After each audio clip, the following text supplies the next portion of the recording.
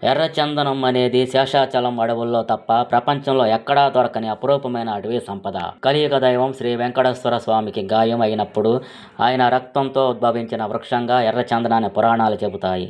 అందుకే ఈ అపురూప సంపద శేషాచలంలో తప్ప మరెక్కడా ఇంత నాణ్యతతో ఉండదు.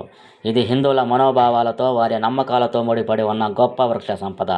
దీన్ని కాపాడుకోవటం ప్రతి ఒక్కరి బాధ్యత కావాలని ఉప ముఖ్యమంత్రి, అటవీ పర్యావరణ శాఖ మంత్రి పవన్ కళ్యాణ్ అన్నారు. ఎర్రచందనం అక్రమంగా రవాణా చేసే వారంతా దీన్ని ఆపకపోతే సంవత్సరంలోగా ప్రత్యేకమైన ఆపరేషన్ ద్వారా ఎర్రచందనం అక్రమ వ్యాపారం చేసే ప్రతి ఒక్కరిని ఏరివేస్తామని హెచ్చరించారు. ఎర్రచందనం అక్రమ రవాణా నిరోధం ముందున్న అవరోధాలు చర్చించేందుకు పవన్ కళ్యాణ్ 5 జిల్లాల ఎస్పీలు, red sandals special task force అధికారులు, అటవీ అధికారులతో తిరుపతి కలెక్టరేట్లో సమీక్షా సమావేశం నిర్వహించారు. సుదీర్ఘంగా సాగిన సమావేశం తర్వాత పవన్ కళ్యాణ్ విలేకరులతో మాట్లాడుతూ, సిద్ధాంతపరమైన భావజాలం ఉన్న వామపక్షవాద తీవ్రవాదాన్ని దేశ శ్రేయస్సు దృష్ట్యా ఆపరేషన్ కగార్ పేరుతో కేంద్ర ప్రభుత్వం తుడిచిపెట్టేయాలని భావిస్తోంది. మేము కూడా ఎర్రచందనం అక్రమ రవాణా నిరోధాన్ని అంతే ప్రతిష్టాత్మకంగా తీసుకుంటాం. ఎర్రచందనం అక్రమ రవాణా చేసేవారు ఇప్పటికైనా పద్ధతి మార్చుకోవాలి. వారు స్వచ్ఛందంగా ఈ అక్రమ రవాణాను మానుకుంటే మంచిది. అలా కాకుంటే మేము కూడా కగార్ తరహా ప్రత్యేక ఆపరేషన్ ద్వారా వచ్చే ఏడాది కాలంలోనే ఎర్రచందనం స్మగ్లర్లు లేకుండా చేస్తాం. ఇది మా హెచ్చరిక.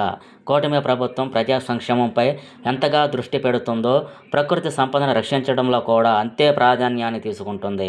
ముఖ్యమంత్రి చంద్రబాబు మార్గదర్శకంలో మేము దానికి కట్టుబడి ఉన్నాం. ఎర్రచందనం అక్రమ రవాణాలో ఆరితేరిన 4 కింగ్ పిన్స్ను ప్రత్యేకంగా గుర్తించాం. వారిని ప్రత్యేక వ్యూహంతో పట్టుకుంటాం. కడపలో కొన్ని ప్రాంతాల్లో ఎర్రచందనం అక్రమ రవాణా అధికంగా జరుగుతోంది. ఇతర రాష్ట్రాల నుంచి కొందరు ప్రత్యేకంగా ఎర్రచందనం నరకడానికి వస్తున్నారు. వారికి ఉపాధి లేకపోతే స్థానికంగా ఉండే అధికారులను కలవాలి.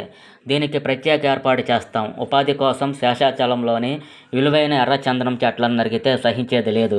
ఆపరేషన్ కగార్ తరహాలోనే ఎర్రచందనం చెట్లు నరికి అక్రమ రవాణాదారులపై కూడా ప్రత్యేక ఆపరేషన్ మొదలు పెడతాం.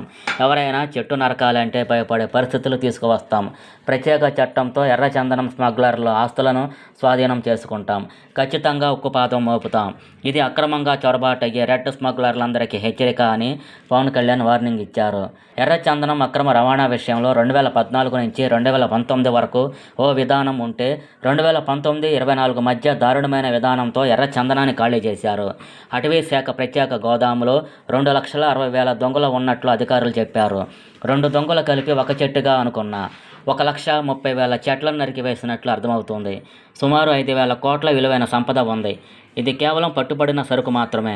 2019-24 మధ్యలో పట్టుబడకుండా తరలిపోయిన సంపద 10,000 కోట్ల వరకు ఉండవచ్చు. దీని కట్టడికి ప్రత్యేక వ్యూహంతో ముందుకు వెళ్తాము. ఒక్క దొంగ కూడా రాష్ట్రం దాటి బయటకు వెళ్లకుండా జాగ్రత్తలు తీసుకుంటాం.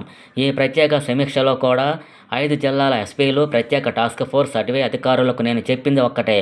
ఇక నుంచి ప్రత్యేకమైన శ్రద్ధ తీసుకొని ఎర్రచందనం అక్రమ రవాణా నిరోధం మీద దృష్టి పెట్టాలి. ఇది హిందువుల మనోభావాలకు, సెంటిమెంట్కు సంబంధించిన విషయం. చెట్టు నరకక ముందే వన సంపదను కాపాడుకుని నేరాలను నిరోధించాలి. ఎర్రచందనం అక్రమ రవాణా వల్ల తలెత్తే శాంతి భద్రతల సమస్యలను పరిష్కరించాలి. దీన్ని పకడ్బందీగా అమలు చేస్తామని పవన్ కళ్యాణ్ అన్నారు.